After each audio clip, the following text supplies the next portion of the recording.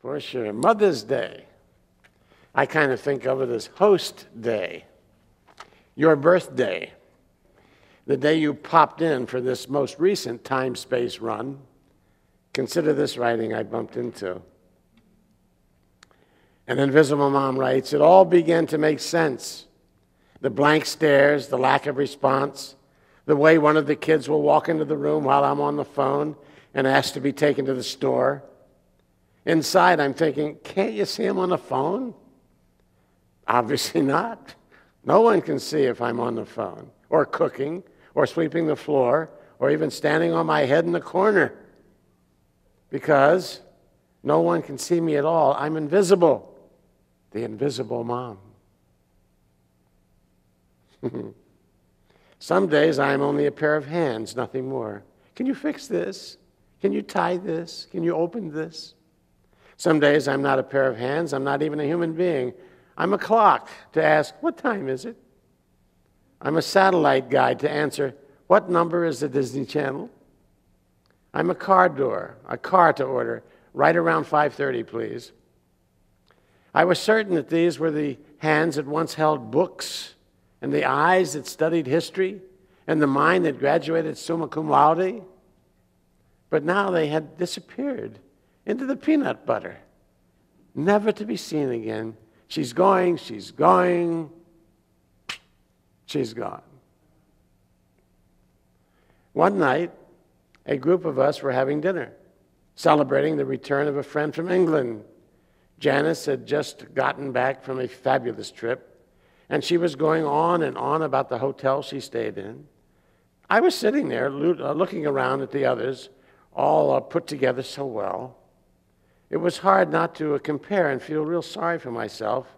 I was feeling pretty pathetic, frankly, when Janice turned to me with a beautifully wrapped package and said, "I brought you this."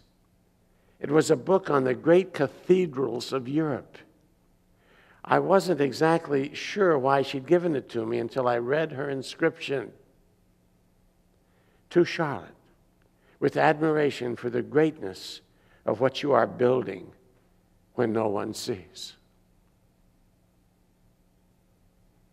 In the days ahead, I would read, no, devour that book.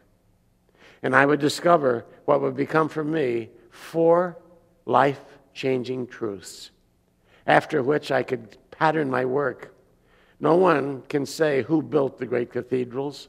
We have no record of their homes, their names.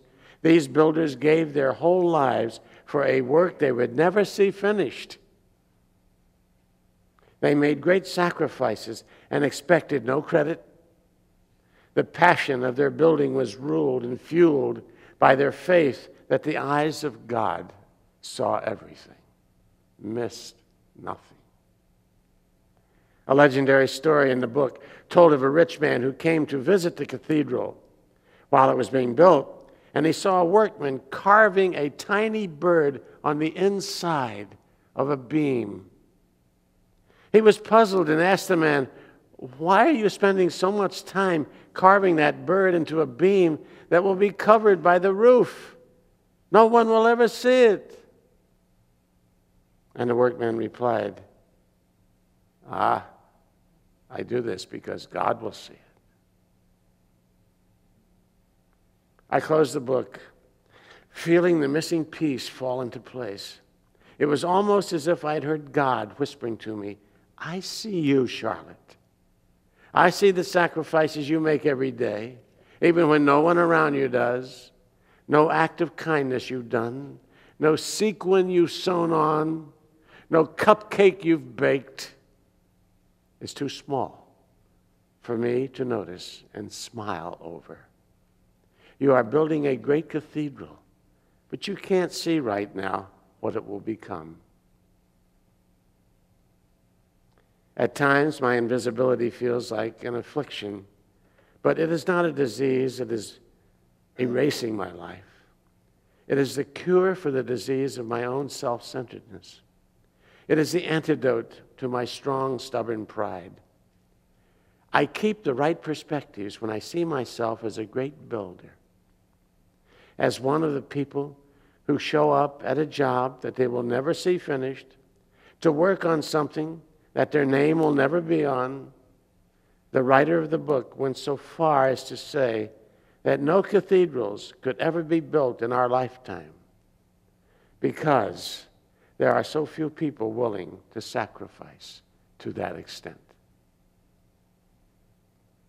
When I really think about it, I don't want my son to tell the friends he's bringing home from college for Thanksgiving that my mom got up at 4 o'clock this morning and baked homemade pies, and then she hand-basted the turkey for 3 hours and presses all the linens for the table. That would mean I built a shrine or a moment for myself. I just want him to come home, and then if there is anything more to say to his friends, to add, "You're going to love it here. You're going to love it here." As mothers, we're building great cathedrals. We cannot be seen if we've embraced the spiritual art of humility. One day, possibly, the world will marvel not only at what we've built, but at the beauty that has been added to the world by the sacred investment of invisible women.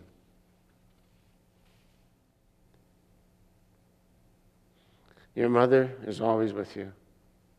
She's the whisper of the leaves as you walk down the street. She's the smell of bleach in your freshly laundered socks.